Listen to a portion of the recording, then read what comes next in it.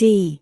3033, A, and Section 373, H. 2, of such Act, 42 U.S.C. 3030 S1, H. 2, shall not apply to 1. Any amounts made available under this section, or 2. Any amounts made available under Section 2921 of the American Rescue Plan Act of 2021. Public Law 117-2. Sec. 25005. Office of the Inspector General of the Department of Health and Human Services. In addition to amounts otherwise available, there is appropriated to the Department of Health and Human Services for fiscal year 2022, out of any money in the Treasury not otherwise appropriated, $50 million, to remain available until expended, for the Office of Inspector General of the Department of Health and Human Services, for salaries and expenses necessary for oversight, investigations, and audits of programs, grants, and projects funded under subtitles D and F of this title.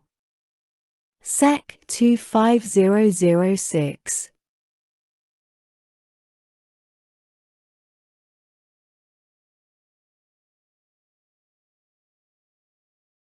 Technical Assistance Center for Supporting Direct Care and Caregiving.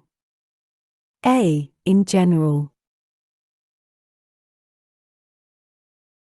In addition to amounts otherwise available, there is appropriated to the Secretary of Health and Human Services, acting through the Administrator for the Administration for Community Living, for fiscal year 2022, out of any money in the Treasury not otherwise appropriated, $5 million, to remain available until September 30, 2026, to establish, directly or through grants, contracts, or cooperative agreements, a National Technical Assistance Center, referred to in this section as the Center, to 1.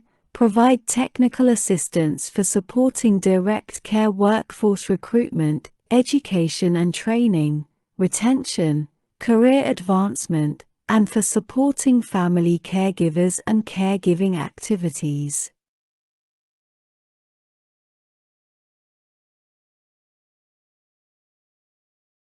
2. Develop and disseminate a set of replicable models or evidence-based or evidence-informed strategies or best practices for a. Recruitment, education and training, retention, and career advancement of direct care workers, b. Reducing barriers to accessing direct care services, and c. Increasing access to alternatives to direct care services, including assistive technology that reduce reliance on such services. 3. Provide recommendations for education and training curricula for direct care workers. And 4. Provide recommendations for activities to further support paid and unpaid family caregivers, including expanding respite care. B. Direct care worker defined. The term direct care worker has the meaning given such term in Section 22301.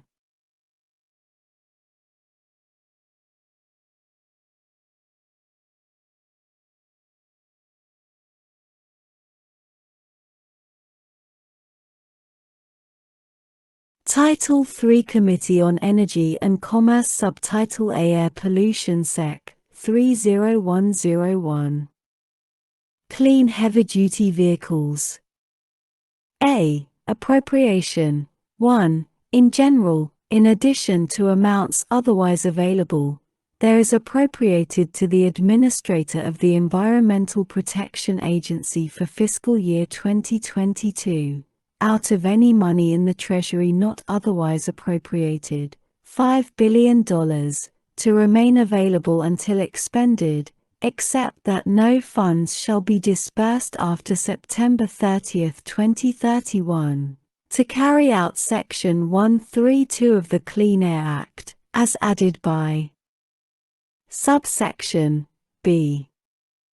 2. Reservation of the funds appropriated by paragraph 1. The administrator of the Environmental Protection Agency shall reserve 3% for administrative costs necessary to carry out Section 132 of the Clean Air Act, as added by subsection B.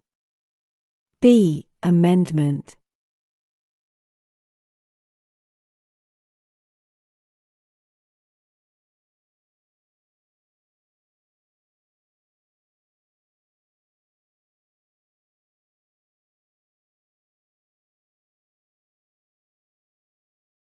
Part A of Title I of the Clean Air Act, 42 U.S.C. 7401 its Sec. Is amended by adding at the end the following: Sec. 132. Clean heavy-duty vehicles.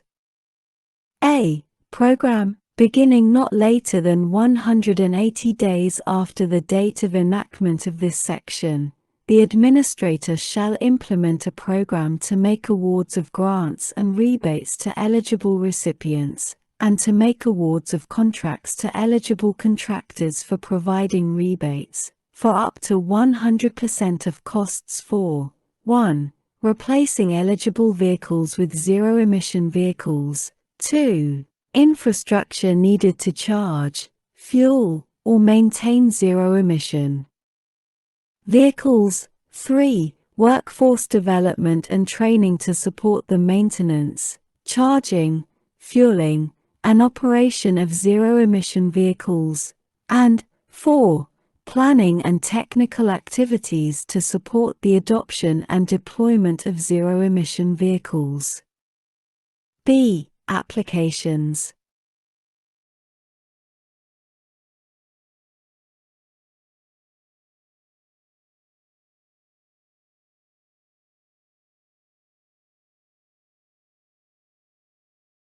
To seek an award under this section, an eligible recipient or eligible contractor shall submit to the administrator an application in such form and manner as the administrator shall prescribe.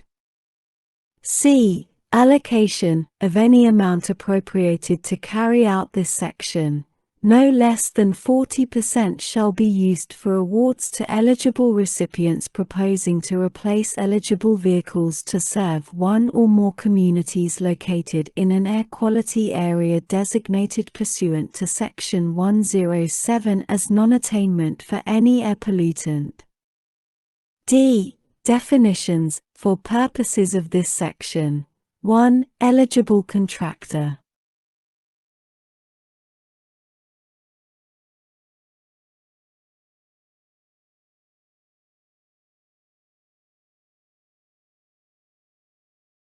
The term eligible contractor means a contractor that is a for-profit or non-profit entity that has the capacity, a. to sell zero-emission vehicles, or charging or other equipment needed to charge, fuel, or maintain zero-emission vehicles, to individuals or entities that own an eligible vehicle, or b. to arrange financing for such a sale. 2. Eligible recipient. The term eligible recipient means a. a state or local governmental entity, b. an Indian tribe, as defined in Section 302, c. a non-profit school transportation association, or d. an eligible contractor. 3. Eligible vehicle. The term eligible vehicle means a Class 6 or Class 7 heavy-duty vehicle as defined in Section 1037.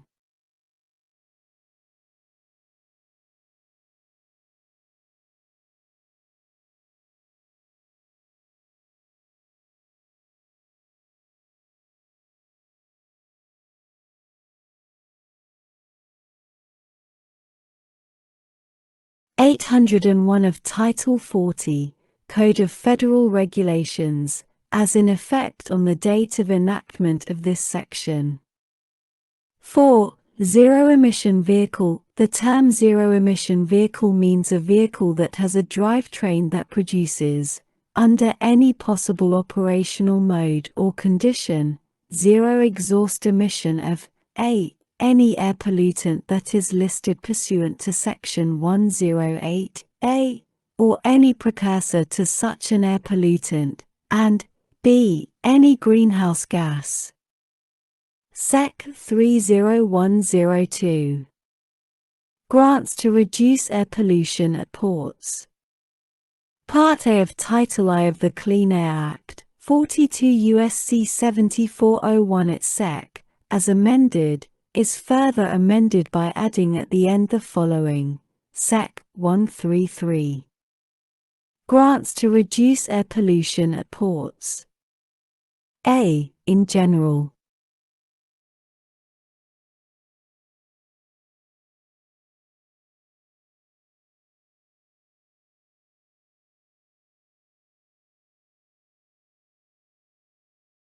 In addition to amounts otherwise available, there is appropriated to the Administrator for fiscal year 2022, out of any money in the Treasury not otherwise appropriated, $3,500,000,000, to remain available until expended, except that no funds shall be disbursed after September 30, 2031, to award rebates and grants to eligible recipients on a competitive basis to 1. Purchase or install zero-emissions port equipment and technology for use at, or to directly serve, one or more ports. 2. Conduct any relevant planning or permitting in connection with such zero-emissions port equipment and technology. And 3. Develop qualified climate action plans. B. Reservation of the funds made available by this section.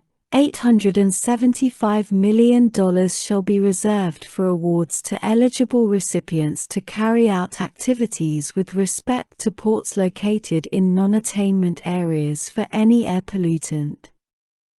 C. Limitation.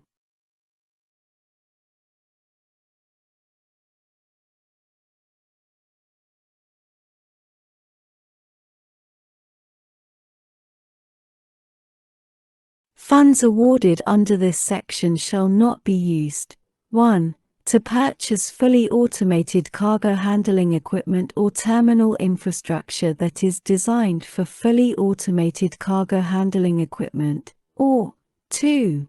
By any recipient or subrecipient to perform construction, alteration, installation, or repair work that is not located at, or does not directly serve, the one or more ports involved.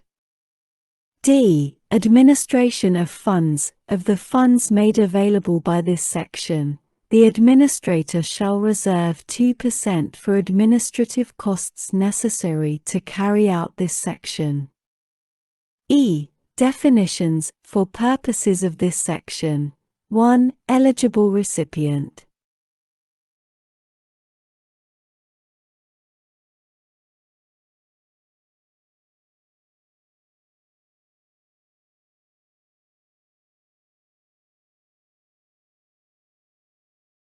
The term eligible recipient means a. A port authority, b. A state, regional, local, or tribal agency that has jurisdiction over a port authority or a port, c. An air pollution control agency, or d. A private entity, including any non-profit organization, that applies for a grant under this section, in partnership with an entity described in subparagraphs A, B, or C, and 2.